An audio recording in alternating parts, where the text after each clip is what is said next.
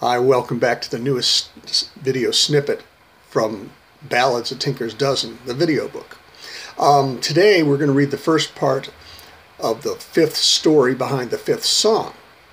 You'll probably recognize it just about immediately. It's a pretty well-known song, but the story might not be what you think. If you're ready, let's begin. This one's called Herring Boxes. Stories of gold are where you may find them. Golden songs are everywhere, eager to reveal themselves. The miner had come to the gold fields of California in the first year of the gold rush, when the newspapers proclaimed that a man could become rich by just picking nuggets the size of his hand off the ground. The miner knew those were lies.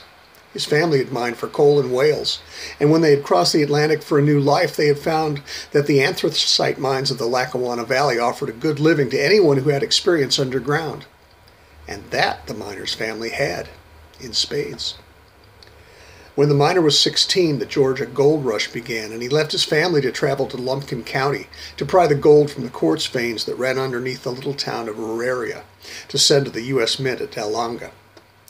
While he was there, he met and married his true love, and the couple was fortunate to begin their little family with a boy and 2 girls. The miner's wife and son got the cholera, and the miner watched helplessly as they vomited it and suffered terrible diarrhea and racking cramps, looking into their sunken eyes and holding their cold hands before their skin turned blue, and they died.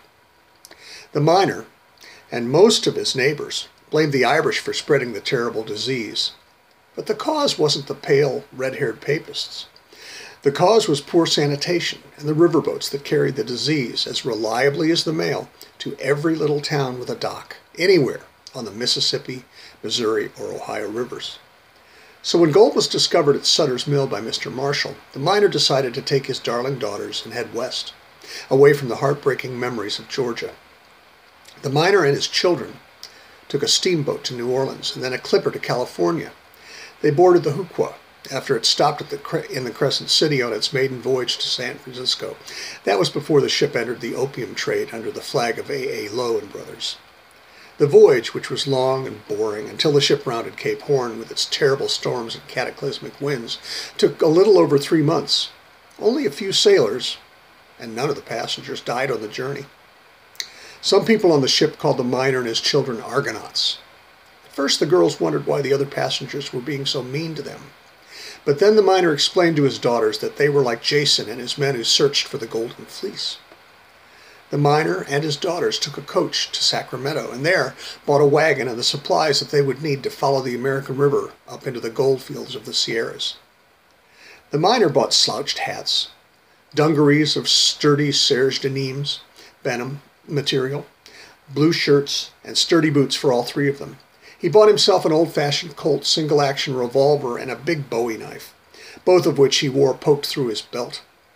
He bought each of the girls a sturdy belt knife, partially for protection, and partly because a knife was a handy tool, useful for many things.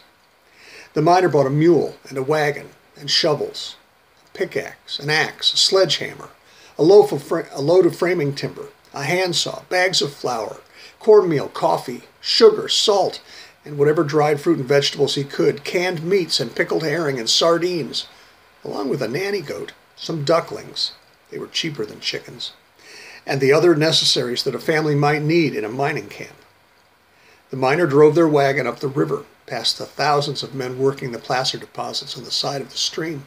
He drove for miles more until he came to a canyon.